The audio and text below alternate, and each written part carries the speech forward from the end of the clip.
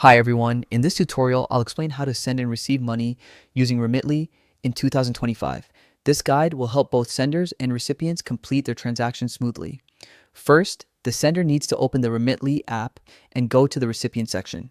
From there, they can add a new recipient by entering details such as name, mobile number, address, and the reason for sending money. This step ensures that the funds are delivered accurately. Once the recipient's information is saved, the sender selects their name and follows the on-screen instructions to start the money transfer. The app makes this process simple and easy to follow. Next, the recipient should inform the sender of their preferred way to receive money. Remitly supports several options including bank deposit, mobile banking, cash pickup, and mobile money apps. This flexibility allows recipients to choose the method that best suits their location and convenience. For example, in India, recipients can use UPI by sharing their UPI number with the sender. This makes the transfer fast and secure for local digital payments.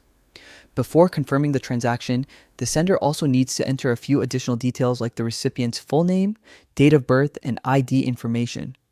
These are required to verify the transaction and maintain security. And that's it.